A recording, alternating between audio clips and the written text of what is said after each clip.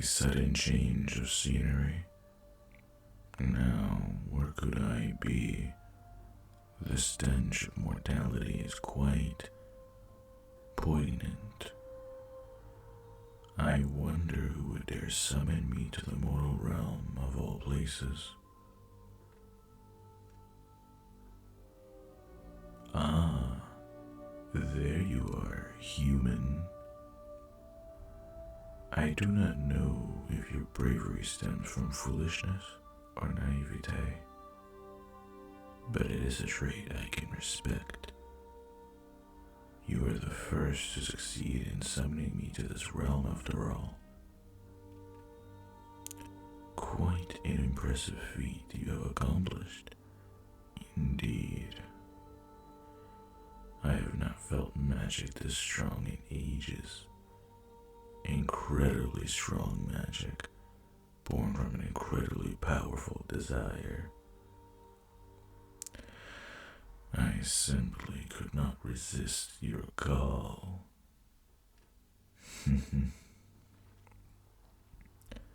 I must admit, though, I did not expect to find such a dedicated young mage waiting for me on the other side. Yes, I know you're a mage. I can sense the magic running through your veins. Quite gifted, are you not? I am also aware of all the necessary precautions you have taken to prevent me from devouring you whole and rampaging through the land. Not that I would in the first place. Needless destruction is for newborn dragons who are not yet in control of their powers. I have no desire to waste energy on such fruitless endeavors. I am more intrigued by you and your motivations. I know your kind, magic-born humans. Some of them follow strict codes of conduct to ensure they're not corrupted by their own magic. But others, like you, love to dabble in the dark arts, tiptoeing between the line of good and evil. So tempting to follow the unconventional path and find the answers your mortally inclined colleagues refuse to seek. I understand the appeal more than anyone. Either way, I am glad you're not bound by these useless, arbitrary rules. There's no entertainment in living a life that is so restricted after all. But let me ask you this, for curiosity's sake. Having power over the material world, the ability to manipulate your surroundings at will, is that not enough for you? As expected, I can appreciate your candor. I see the ambition in your eyes. Of course, you need more than that to be truly satisfied. You challenge yourself to achieve the impossible, and you work hard for it, no matter what it takes. My presence here is living proof of your determination. That is the curse of power, dearest mage. Mortals like you always want more, and more, and so much more. Tisk, tisk. Look at you now, so drained and weak that you can barely remain standing.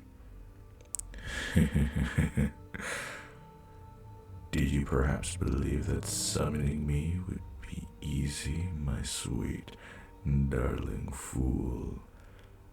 It doesn't matter how strong you are or how powerful your magic is, you are still mortal. I am ancient, my power unfathomable by the likes of you. The fact I have been forced to assume this human-like vessel is proof enough that should I appear in my true form, the very fabric of your world would be torn to pieces. Dragons, we become so much more with age. We are worshipped as gods in some realms, admired by mortals and immortals alike. For you to believe yourself capable enough to handle me as a familiar, no less. Perhaps you're not brave as I initially assumed, but desperate instead. Desperate to prove yourself, bored of performing the same old tricks to entertain a couple patrons, hoping to gather some coins for your efforts. It seems I have offended you. However, I am simply trying to understand your reasoning. The price you have to pay for my presence in your realm is quite steep. So I want to know why you would risk everything to bring me here. Are you perhaps understanding your predicament now? You have exhausted yourself to this point, all for vanity. This is no time to be hitting the ground so pathetically now, is it?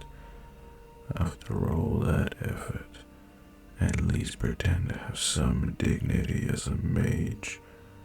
Or are you that desperate to kneel before me? I jest. No need to be upset. I do admire your guts, dearest mage. You are certainly different from other mortals I have crossed paths with in the past. Here, allow me to carry you.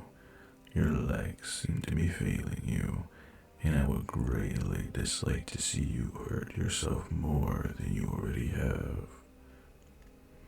I do wonder, though, is this all a ploy to come into contact with my physical vessel, to be closer to me, sharing body heat with one of the most dangerous beings in the 9 realms?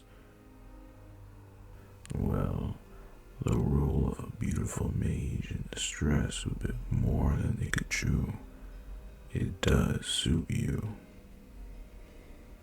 Oh, is that embarrassment I sense? I can feel your heart hammering against your rib cage, sense your skin flushing with heat as you try to hide your face from me. I will let you know that creatures far more powerful than you have gone mad after being in my presence, after touching just 1 inch of me.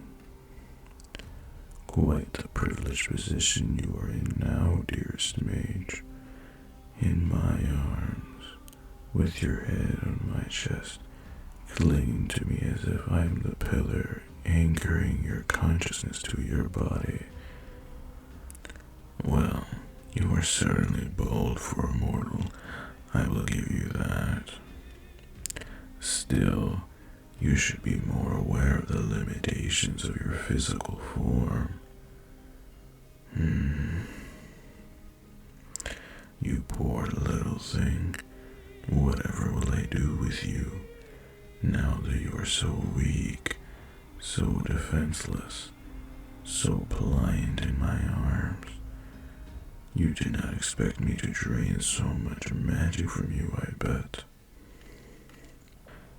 Your flesh and your magic core would be but mere specks of dust for me. Though I cannot bring myself to do so. Why is that, I wonder? Maybe it is the raw potential I sense in you. You did bind me after all, something that nobody else, mortal or immortal, has ever dared to do before.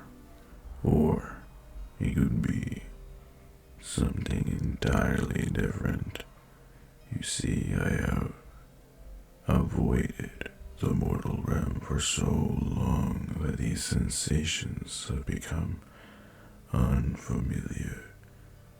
I am used to living in the ninth realm, where ancient beings can exist beyond the limitations of physical vessels. There are no such things as body heat or physical touch in the ninth realm, so to come here to limit my senses to only 5, it is an entirely different experience, one I thought I would never have again. I can sense your curiosity. Why would I spare your life when you have broken the laws of every realm to bring me here? Like you, dearest mage, I care not for rules. You have reminded me of emotions long forgotten. In this pitiful state of yours, so much power in such a fragile vessel, it makes me want to take you all for myself. A beautiful gem in the rough should be polished after all, should be protected and nurtured. I will stay with you until you regain your strength.